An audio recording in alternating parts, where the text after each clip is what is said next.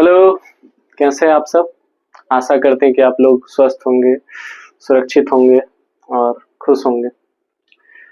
तो आज की क्लास शुरू करने से पहले हम एक मोटिवेशनल लाइन के साथ शुरुआत करेंगे कि गम हर किसी की ज़िंदगी में होता है और कभी-कभी ऐसा होता है कि हम कोई बहुत बड़ा ख्वाब देख लेते हैं और वो पूरा नहीं हो पाता है और हमें लगता है अब तो हमारी ज़िंदगी बर्बाद हो चुकी है। लेकिन उससे अच्छा कहीं मतलब एक जो सिंपल सा शर्ट होता है उसके लिए हम बहुत ज़्यादा स्ट्रगल कर रहे होते हैं और जब हमें नहीं मिलता है तो हमें बहुत दुःख होता है। लेकिन कहीं पे हमारे लिए एक बहुत शानदार सा सूट हमारा इंतज़ार कर रहा होता है। तो ऐसे लोग जो इस परिस्थिति में निराश हो जाते हैं उनके लिए है कि मैं करता रहा इंतज़ार चाँद के दीदार का, कि मैं करता रहा इंतज़ार चाँद के दीदार का और देखो आज तारे टूट रहे हैं मेरे लिए। तो पिछले क्लास में हमने पूरा पाषाण काल, मध्य पाषाण काल के बारे में पढ़ा था कि कैसे पूरा पाषाण काल में लोग जो है आदि मानव के रूप में रहते थे। फिर वो पत्थर के गुफाओं में निवास करते थे। फिर वो मध्य पाषाण काल में जैसे-जैसे आए उनकी मानसिकता का, उनके जीवन शैली का थोड़ा विकास हुआ। उनमें आधुनिक तकनीकों का विकास हुआ। उन्होंने लकड़ी और फिर पाषाण के साथ-साथ लकड़ी के औजारों का भी इस्तेमाल करना शुरू किया। और उसके बाद हमने देखा कि थोड़ी-सी जो खेती की जो शुरुआत हो गई थी वो मध्य पाषाण युग में हमें कहीं-कहीं साक्ष्य मिलता है। लेकिन नव पाषाण युग में खेती की मतलब बहुत ज़्यादा खेती में आधुनिकता का विकास हुआ। तो आज हम पढ़ेंगे मध्य पाषाण काल, ठीक? तो मध्य पाषाण काल के बारे में हम सबसे पहले देखेंगे तो मध्य पाषाण काल क्या है? तो नव पाषाण काल आज हम पढ़ेंगे नव पाषाण काल। तो नव पाषाण काल क्या है? तो नव पाषाण को नया पाषाण काल भी कहा जाता है। इसमें मानव जीवन के जीवन शैली में बहुत ज्यादा क्रांतिकारी परिवर्तन आया। किस काल में? तो नव पाषाण काल में। इसका कारण क्या था? तो इसका कारण था कि मनुष्य पूर्ण रूप से अस्थायी हो चुका था। जो मनुष्य एक तरफ मतलब भाग करके इधर उधर जो शिकार कर रहे थे वो पूर्ण रूप से अस्थायी हो चुके थे। उनमें खेती की शुरुआत हो चुकी थी, वे खेती करना सीख चुके थे। उनमें समाज का विकास हो चुका था। समाज परिवार के रूप में लोग रहने लगे थे। समाज संगठित हो चुका था। ये सब नव पाषाण काल में हो चुका था, ठीक? तो हम लोग स्टार्ट करते हैं नव पाषाण काल। तो नव पाषाण काल का हम सबसे पहले कालखंड देखेंगे। तो नव पाषाण काल का जो कालखंड है वो है 9000 ईसा पूर्व से 2000 ईसा पूर्व तक। कब तक है? 9000 ईसा पूर्व से 2000 ईसा पूर्व तक। और इसके बाद हम देखेंगे कि इसमें नव पाषाण काल में मुख्य विशेषताएं इसकी क्या क्या है, यहाँ पे क्या क्या चीज थे, यहाँ की क्या क्या विशेषताएं थी, ये सब हम देखेंगे नव पाषाण युग के बारे में। तो यहाँ की मुख्य विशेषताएं हम देखेंगे। तो सबसे पहले यहाँ देखेंगे कृषि की शुरुआत। कृषि की शुरुआत जो है नव पाषाण काल में पूर्ण रूप से हो गई थी और यहाँ पे गेहूं, जौ, चावल इत्यादि जो मतलब फसल हैं इनके साक्ष्य प्राप्त होते हैं। और जब कृषि की शुरुआत जो है नव पाषाण युग में मानव सभ्यता की सबसे बड़ी क्रांति मानी जाती है। जो कृषि की शुरुआत हुई थी उसे नव पाषाण काल में जो कृषि की शुरुआत हुई थी उसे मानव सभ्यता की सबसे बड़ी क्रांति के रूप में माना जाता है। क्योंकि जैसे ही कृषि की शुरुआत हुई तो मानव जो है संगठित हो गया और मानव का जो मतलब जीवन यापन है वो पूर्ण रूप से बदल गया और मानव में आर्थिक परिवर्तन भी आया। क्योंकि जब खेती हुआ तो मतलब खेती के माध्यम से उन्होंने बहुत सारे आर्थिक परिवर्तन भी आए हैं। तो फिर अब हम देखते हैं उसके बाद क्या हुआ। तो उसके बाद पशुपालन की शुरुआत हुई। वैसे तो पशुपालन की कुछ शुरुआत हो चुकी थी मध्य पाषाण काल में भी, जैसा कि हम लोगों ने देखा था कि सबसे पहले मध्य पाषाण काल में मनुष्य ने कुत्ते को पालतू पशु के रूप में बनाया था। किसे बनाया था? तो कुत्ते को सर्वप्रथम पालतू पशु के रूप में बनाया था। लेकिन यहाँ पे जैसे कि हम देख सकते हैं मतलब गाय, भेड़ के ऊन जो थे उनका उपयोग किया गया कपड़े की बुनाई के लिए। ये सब पशुपालन के रूप में यहाँ पे किया गया था नव पाषाण काल में। उसके बाद हम देखते हैं तो यहाँ की जो तीसरी विशेषताएं हैं कि यहाँ पे जो निवास था वो अस्थायी हो चुका था, पूर्ण रूप से अस्थायी हो चुका था। पूरा पाषाण काल में हम देखेंगे तो वहां पे जो लोग थे वो पाषाण के घर में निवास करते थे। फिर हम मध्य पाषाण काल में देखेंगे तो वहां पे पाषाण के साथ साथ कुछ लकड़ियों का इस्तेमाल किया जाने लगा। लेकिन जब हम मध्य पाषाण काल में देखते हैं तो मध्य पाषाण काल में जो निवास था वह पाषाण भी था, कुछ लकड़ियां भी थी, और उसके साथ साथ मिट्टी के घरों के प्रमाण मिलते हैं नवपाषाण काल में। किसके? तो मिट्टी के घरों के प्रमाण मिलते हैं, मिट्टी के बर्तनों के प्रमाण मिलते हैं। ये सब हमें नवपाषाण काल में मिलते हैं। तो यहाँ का जो अस्थायी निवास था वह खाना बदोश से गांवों में निवास करने लगा था। खाना बदोश से जो है गांव में निवास करने लगा था, चूंकि समाज संगठित हो चुका था, परिवार की अवधारणा का विकास हो चुका था, समूह जो है परिवार में बढ़ चुका था। तो जब ये परिवार सब मिल करके एक गांव का विकास हुआ तो लोग जो है खाना बदोश से गांव में निवास करने लगे। तो ये भी एक बहुत बड़ी उपलब्धि है नवपाषाण काल की। उसके बाद जो हमने पढ़ा कि संगठित समाज का उदय हो गया।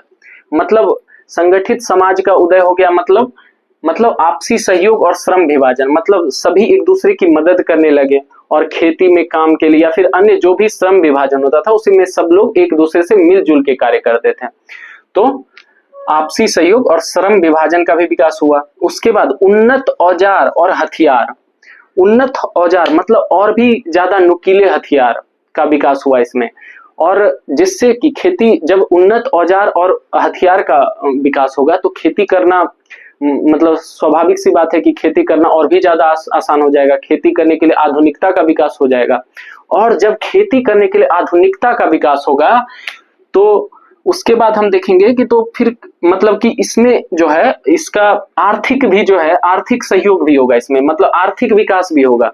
क्योंकि जब उन्नत औजारों का विकास होगा तो खेती करना आसान हो जाएगा, और जब खेती करना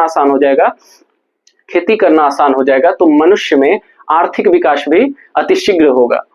तो उसके बाद हम देखेंगे मतलब नेक्स्ट विशेषताएं हम देखेंगे कि मिट्टी के बर्तनों का निर्माण होने लगा। मिट्टी के बर्तनों का निर्माण होने लगा मतलब कि खाना बनाने के लिए मिट्टी के बर्तनों का उपयोग किया जाने लगा, खाना को रखने के लिए मिट्टी के बर्तनों का उपयोग किया जाने लगा, और मिट्टी के बर्तनों में जो है सजावट भी किए जाने लगे। लाल और काले रंग के या फिर और भी रंग के सजावट के प्रमाण मिलते हैं मिट्टी के बर्तनों में। उसके बाद हम नेक्स्ट विशेषताएं देखेंगे तो कपड़ा बुनाई की भी मतलब प्रमाण यहाँ से प्राप्त होते हैं, जिसमें कि सूत काटना और कपास से जो बुने हुए कपड़े थे उनके प्रमाण मिलते हैं। तो ये भी एक बहुत बड़ी विशेषता है, जहां पे मनुष्य जो है पत्तों या फिर जानवर के छालों का उपयोग करते थे वस्त्र के लिए, वहां अब देखते हैं कि वस्त्र बुनाई के भी प्रमाण मिलते हैं। कपास के माध्यम से जो है वस्त्र बुनाई के प्रमाण मिलने लगे हैं, सूत काटने के प्रमाण मिलने लगे हैं। तो ये भी एक बहुत बड़ी आधुनिकता का विकास हुआ है नवपाषाण काल में। उसके बाद धार्मिक विकास हुआ। धार्मिक विकास में कि मृतकों को दफनाने के साक्ष्य मिलते हैं, मृतकों को अनेकों जगह दफनाने के साक्ष्य मिले हैं, बहुत जगह मतलब इसके और भी धार्मिक विकास के साक्ष्य हमें प्राप्त होते हैं। उसके बाद हम देखेंगे कि यहाँ के नवपाषाण काल के प्रमुख स्थल कौन कौन से हैं, कि मतलब कौन से स्थल हैं वो, मतलब कहाँ पे पाए जाते हैं, मतलब संबंधित राज्य क्या है, वहाँ की विशेषताएं क्या है, ये सब अब हम देखेंगे। तो हम पहला जो देखेंगे उसका नाम है मेहरगढ़। मेहरगढ़ कहाँ है? तो मेहरगढ़ बलूचिस्तान पाकिस्तान में है। पाकिस्तान का जो एक प्रांत है बलूचिस्तान, वहां पे स्थित है मेहरगढ़। तो और यहाँ की क्या क्या विशेषता है, यहाँ से क्या क्या हमें साक्ष्य मिलते हैं? तो यहाँ से सबसे पहले यह सबसे पुराना कृषि स्थल है, और यहाँ गेहूं के भी साक्ष्य मिले हैं, गेहूं उपजाने के भी साक्ष्य हमें मेहरगढ़ से प्राप्त हुए हैं, और यह विश्व का सबसे पुराना कृषि स्थल है। कौन सा? तो मेहरगढ़। उसके बाद दूसरा हम देखते हैं तो बुर्ज होम। बुर्ज होम कहाँ है? तो बुर्ज होम जम्मू कश्मीर, भारत के जम्मू कश्मीर राज्य में स्थित है। और यहाँ से क्या मिले हैं? तो यहाँ से गड्ढे वाले घर के प्रमाण मिले हैं, यहाँ से बुर्ज होम से गड्ढे वाले घर के प्रमाण मिले हैं, और कुत्ते को दफनाने के भी साक्ष्य यहाँ से प्राप्त हुए हैं। कहाँ से? तो बुर्ज होम से। और कहाँ स्थित है? तो जम्मू कश्मीर राज्य में स्थित है। उसके बाद हम देखते हैं चिरांद। चिरांद कहाँ है? तो चिरांद जो है बिहार के सारण जिले में स्थित है। चिरांद जो है बिहार के सारण जिले में स्थित है। और यहाँ की क्या क्या विशेषताएं हैं? तो यहाँ से अस्थाई बस्ती के प्रमाण मिले हैं, मिट्टी के बर्तन के प्रमाण मिले हैं, और खेती करने के प्रमाण मिले हैं। कहाँ से? तो चिरांद। चिरांद कहाँ स्थित है? तो चिरांद बिहार में स्थित है, बिहार के सारण जिले में स्थित है। उसके बाद हम देखते हैं चौथा क्या है प्रमुख स्थल? तो बेलन घाटी। बेलन घाटी जहां से मतलब यूपी में स्थित है, और यहाँ का एक क्षेत्र है कोल्डिहवा जहां से चावल की खेती के प्रमाण मिले हैं। कहां से? तो कोल्डिहवा जो कि यूपी में स्थित है, और यहाँ से क्या मिले हैं? तो यहाँ से चावल की खेती के साक्ष्य मिले हैं। उसके बाद हम देखते हैं पांचवा, तो पांचवा है आदि चंदलूड़। आदि चंदलूड़ कहाँ है? ये हमने पिछले क्लास में भी पढ़ा था कि ये मध्य पाषाण काल के भी अंतर्गत ऐसा ये क्षेत्र था, और यह तमिलनाडु राज्य में स्थित है।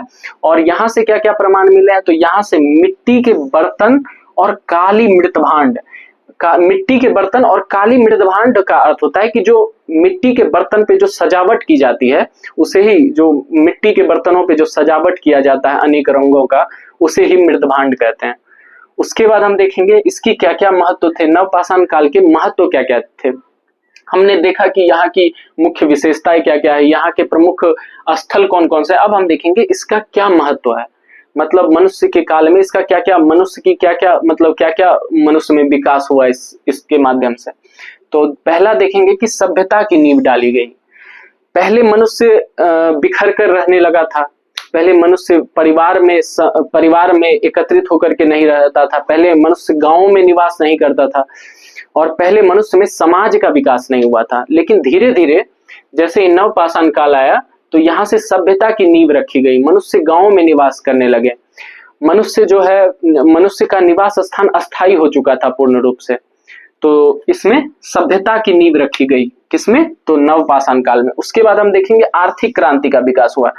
चूंकि हमने पढ़ा था, चूंकि हमने अभी देखा कि मनुष्य में उन्नत औजारों का विकास हुआ। नुकीले औजारों के मनुष्य ने विकास किया, जिसके माध्यम से कृषि करना आसान हो गया। और जब कृषि करना आसान हो जाएगा, तो स्वाभाविक सी बात है कि आर्थिक विकास होगा, और जिससे मनुष्य में आर्थिक क्रांति का उदय हुआ। उसके बाद हम देखेंगे संस्कृति की उदय। संस्कृति की क्या उत्पत्ति हुई थी? तो अभी हमने पढ़ा था कि मनुष्य में जो है कला का विकास हुआ। मनुष्य मृदभांड का उपयोग करने लगे। मनुष्य ने मिट्टी के घरों का निर्माण किया। मनुष्य में दफनाने के साक्ष्य मिलते हैं। मनुष्य में जैसे कि यहाँ मृतकों को दफनाने के भी साक्ष्य मिले हैं। तो ये सब क्या है? ये सब संस्कृति का विकास है। मनुष्य में तकनीकी का विकास हुआ। मनुष्य में विभिन्न प्रकार की संस्कृति का विकास हुआ। तो ये सब हमने नवपाषाण काल में देखा। जैसे जैसे मनुष्य पूरा पाषाण काल, मध्य पाषाण काल से नवपाषाण काल की तरफ आता है, तो मनुष्य में अनेकों प्रकार के बदलाव आते हैं। मनुष्य में आधुनिकता का विकास आता है। मनुष्य में समाज की समझ विकसित होती गई। तो ये सब नवपाषाण काल में हमने पढ़ा है। तो आज के लिए इतना ही। आशा करते हैं कि आपको आज का क्लास अच्छा लगा होगा, और जो भी त्रुटि आपको नजर आएंगी आप कमेंट के माध्यम से हमें अवगत कराएंगे। और आज के लिए इतना ही। जय हिंद, जय भारत।